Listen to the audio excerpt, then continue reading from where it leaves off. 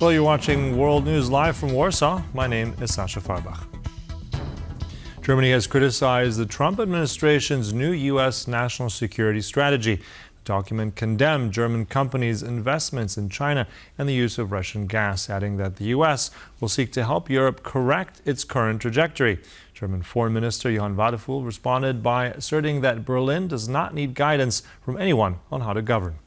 The United States of America is and will continue to be our most important ally in the alliance.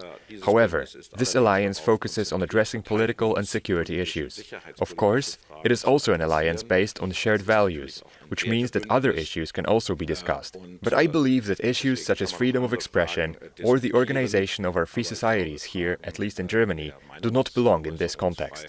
Nor do we believe that anyone needs to give us advice on these matters. They are regulated by our constitutional order.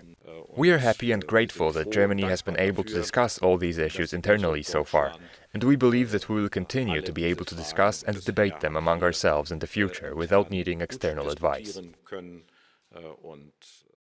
Italian Prime Minister Georgia Meloni has addressed the newly unveiled national security strategy of the U.S., reassuring that the relations between Washington and Europe have not deteriorated. Meloni said she shares some of the Trump administration's opinions on European policies, particularly those concerning migration. She also echoed the sentiment presented in the document, which called for Europe to become more independent in terms of its security. The document announced that Washington will no longer bear responsibility for world peace, instead prioritizing the stabilization of relations with Moscow. Meloni, one of Trump's closest European allies, said the document details a path that only a few European leaders had previously had the courage to acknowledge as inevitable. Europe is weighing the impact of the newly released U.S. national security strategy to clarify its potential effects, particularly on Washington's ties with Warsaw and the U.S. military presence in Poland. TVP World turned to Scott Lucas, professor of American Studies. This goes back to what we talked about. Who wrote the national security strategy? Are there adults in the room? I would suspect if you look at the State Department under Marco Rubio, they don't want to pull those troops out of Europe, especially the front line in Eastern Europe and including Poland. I suspect if you look at the rank and file in the Pentagon, including those American military who work in NATO headquarters, they don't want to pull out. I suspect if you look at certain Trump officials who have welcomed Poland into the next G20 summit, talking about Poland's importance, they don't want that pullout. But I suspect if you look at J.D. Vance, the vice president, you look at Pete Hegseth, a very unqualified defense secretary, they're going to be quite happy to pull those troops out in terms of this mythical American first, which is more of an American alone approach to the world. Because I must tell this to my friends in Poland. Donald Trump's primary interest is not in alliance. He is flattered when you talk about a Fort Trump in Poland. He is flattered when you talk about how wonderful he is. He is flattered when you increase your defense spending. But he is transactional. He only believes in how much money he can get out of Europe. And that is not the basis for a long-term security relationship. Now let's turn to Ukraine now, where at least 3 people have been wounded in the Kyiv region during Russia's large-scale overnight drone and missile attack on the country.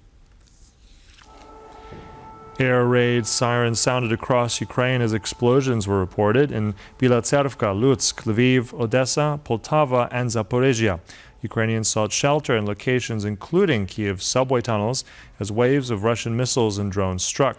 Ukrainian railways reported that much of the overnight assault targeted the country's rail infrastructure, disrupting train services, especially around the capital. Meanwhile, Poland scrambled its fighter jets to monitor its airspace amid the attacks. December 6th is Ukraine's Armed Forces Day. Now, to mark the occasion, Ukrainian President Volodymyr Zelenskyy delivered a speech addressing Ukrainian citizens and all members of Kyiv's armed forces, thanking them for their efforts to protect their country's sovereignty. Dear citizens, dear armed forces of Ukraine, it is to this struggle for a just peace for all of us that these 3 years and 3 days are dedicated. I thank the military for doing everything they can on the battlefield to give Ukraine confidence. At the negotiating table, Ukraine has shown dignity and strength. Ukraine has all of this because of you. infantry, artillery, reconnaissance, and paratroopers. I am grateful to all of you. I am grateful to the special forces, missile forces, tankers, unmanned systems forces, special operations forces, and assault troops. We appreciate all of you. Engineers, signalmen, cybersecurity experts, and medical troops, every combat medic, and everyone who supports logistics, as well as the air and naval forces who protect our skies.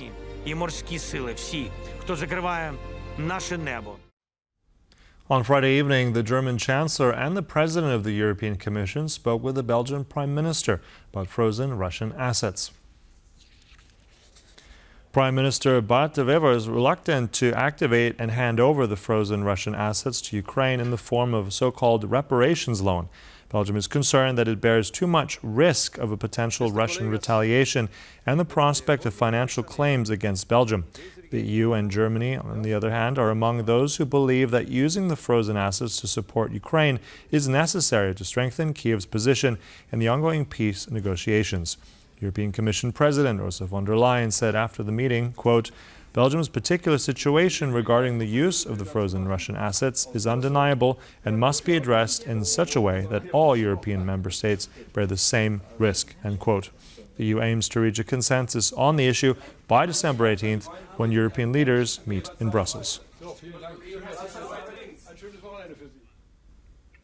And now to Germany, where protests have erupted over the newly approved model of military service.